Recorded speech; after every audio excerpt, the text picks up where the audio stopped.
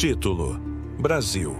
O país onde se lê pouco, se escreve mal e se entende menos ainda. Senhoras e senhores, damas e cavalheiros, analfabetos funcionais e plenos, boa noite.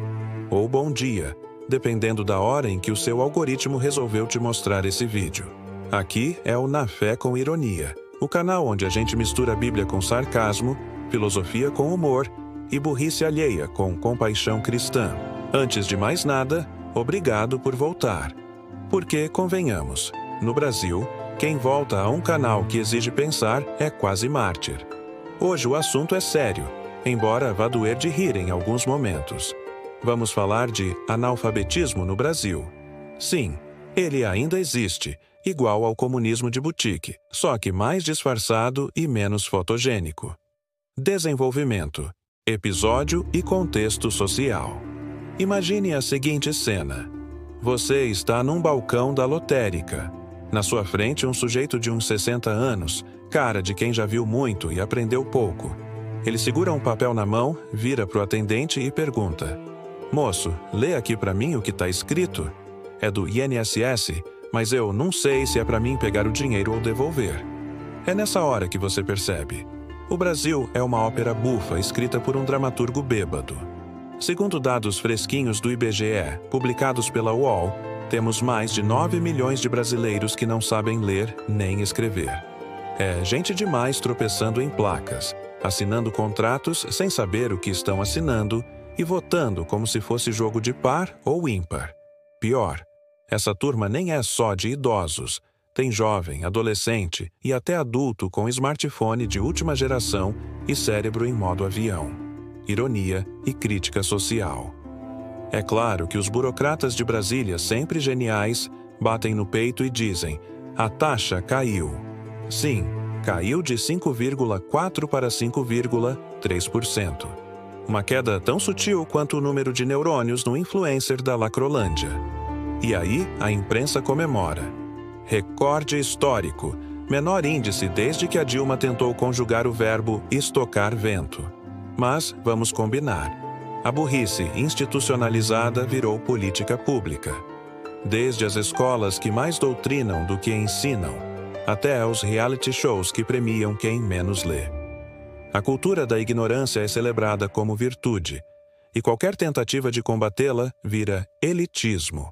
Ora, como disse Roger Scruton, o conservador britânico que sabia mais de Brasil do que muito professor de sociologia da 1B, a educação é a transmissão das melhores coisas que foram ditas e pensadas.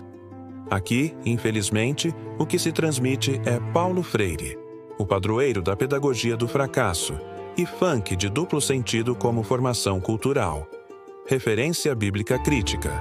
E por falar em Paulo Freire, o Brasil ainda não entendeu que não se liberta o povo escondendo o saber, mas o entregando. Como está escrito em Oséias, capítulo 4, versículo 6. O meu povo perece por falta de conhecimento. Note bem, não é por falta de amor, de representatividade ou de Wi-Fi. É por falta de conhecimento. Mas, no Brasil, conhecimento virou opressor, leitura virou tortura, e escrever certo no WhatsApp é visto como arrogância burguesa, cena descritiva com crítica popular. Outro dia mesmo, num grupo de família, alguém escreveu: "A gente vai na casa da mãe amanhã." Eu tentei corrigir com delicadeza, escrevi: "Corrigindo, a gente vai." Fui chamado de fascista linguístico. Disseram que eu estava impondo normas coloniais do português branco europeu.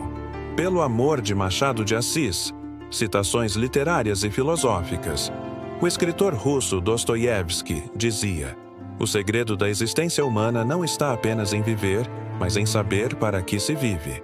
E o brasileiro médio, hoje, não sabe nem para que serve o ponto e vírgula. Pensa que é uma nova modalidade de tatuagem minimalista.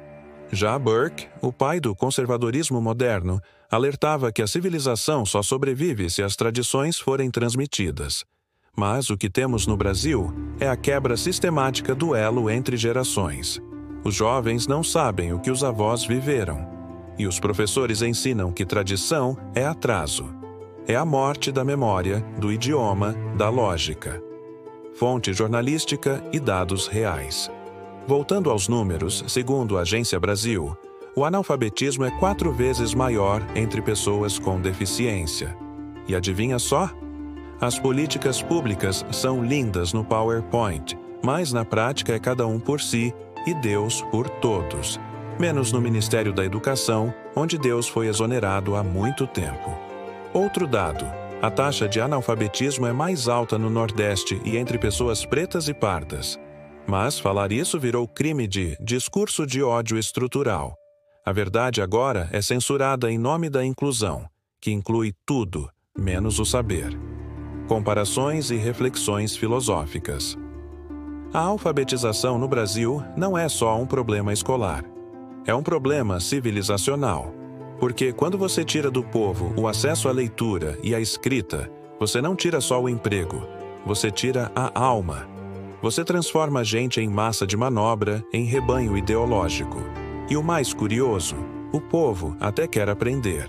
Mas o sistema o empurra para a ignorância.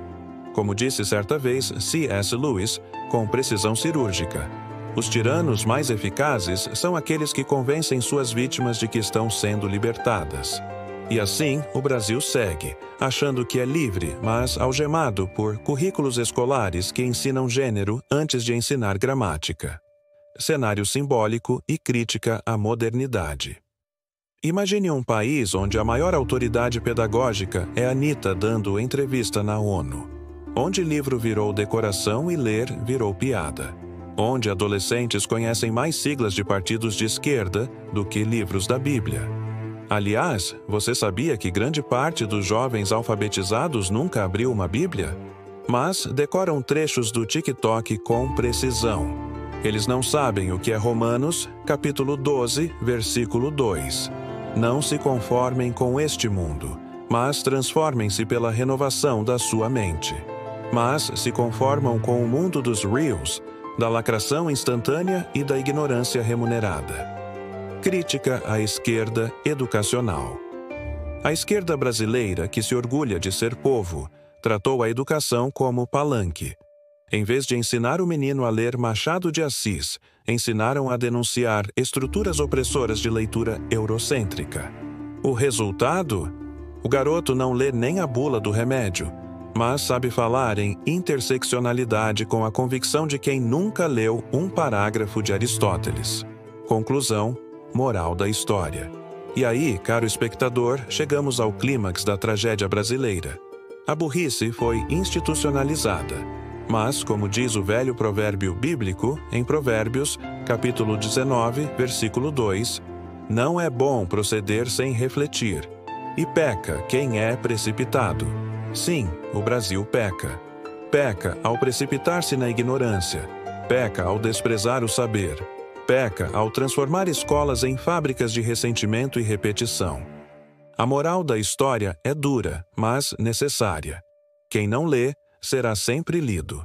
É geralmente mal interpretado. E você, meu querido, minha querida, você ainda acha que a alfabetização é só uma etapa da infância?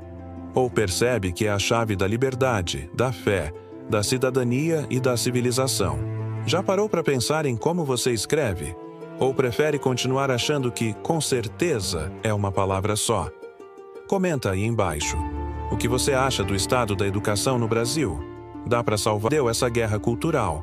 Agradecimento e encerramento bem-humorado. Se você chegou até aqui, parabéns. Você sabe ler. E melhor ainda, você gosta disso. Isso já te coloca numa minoria preciosa nesse país onde saber virou defeito. Então faz o seguinte: curte o vídeo, compartilha com aquele seu amigo que escreve menos e acha bonito. E claro, se inscreve no canal Na Fé com Ironia.